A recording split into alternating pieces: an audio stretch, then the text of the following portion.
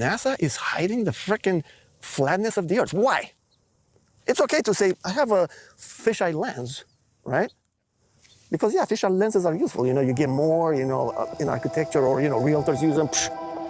But when you're doing it too much and you're not really coming out and saying why, questions build up.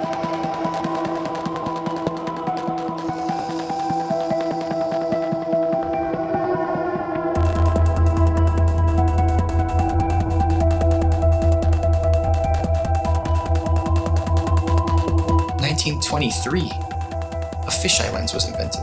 So these space agencies had a heads up already. And the fisheye lens was originally, I think, $27,000 to purchase. And this is in 1923. I mean, today that's about, what, 100 grand, 200 grand equivalent in cost? And people would tell me, Hitler, I'll give you that. NASA is a lying government entity, right? But what about Red Bull? Red Bull's just an energy drink. And I saw Felix Baumgartner jump out of a space capsule. Flat Earthers did a great job of debunking that. Of course it's a fisheye lens, it's not even a question. What most people don't know is that Neil deGrasse Tyson, the science priest of modern day, that everybody loves and they listen to him. Oh, he's so smart. Well, he is a smart man in the sense of he knows that we debunked the out of that. And the dude who jumped out of a perfectly good balloon, Felix Baumgartner, edge of space jump. Now, I don't have a problem if he does it, but the honesty of it would greatly diminish what I think people thought he was actually doing. And not only that, they made sure to photograph him standing there with a really wide angle lens, which curves horizontal lines. So in the photo, you see this curvature of Earth's surface, and he's like, wow, he's in space, look at that. No, he's not. At that height, you don't see the curvature of the Earth. You just don't. That stuff is flat.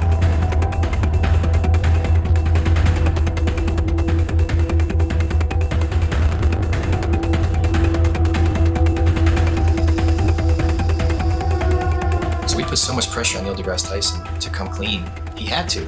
We exposed Felix Baumgartner. That's a complete fisheye lens. There's no curvature at all on this Earth, let alone they're trying to sell it as 23 miles up, there's curvature. Even though people will sit there and swear they saw curvature out of an airplane 10 miles high. Okay. So your priest Neil deGrasse Tyson admits 23 miles up, no curve. How do you feel about that? All right, maybe you say that's no big deal. Okay.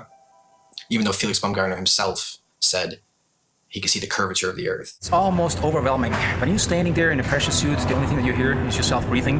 You can see the curvature of the Earth. You can see the sky is totally black. You can see the curvature of the Earth. You can see the curvature of the Earth. You can see the curvature of the Earth. That's 120,000 feet, 4 times higher than most passenger planes fly.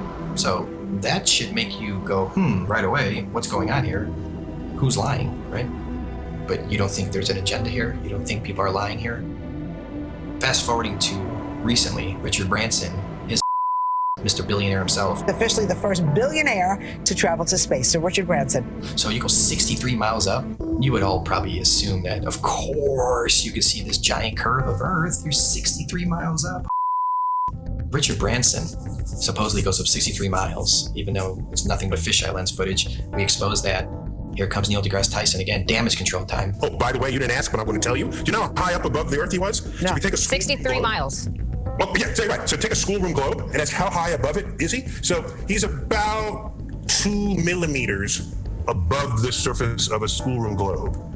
So nobody's seen the curvature of the Earth from that height. I just want to make that clear. You can't see the curve out of an airplane, right? 10 miles. You agree? I hope you agree so far. Okay. So 10 miles up, no curve. Red Bull 23 miles up, no curve. Branson 63 miles up, no curve. So where is this curve at that you swear by? Because if you live on a ball, I don't care how big the ball is, it could be 4 times the size of what they told us, you would still see a physical curve at some point. That's what the horizon's supposed to be. That's how the sun is going. I mean, there's a curve of the Earth. All these theories involved with the curve of the Earth get thrown out the window. That's what happens with a new company. This is the fiction section. Fiction means it's a made-up story. Oh, hey, Elmo, I bet we can find your Galactic Gale comic book here. Oh, boy, Elmo hopes so. We all know who our enemies are. They are called the globalists, with their false idol that they give children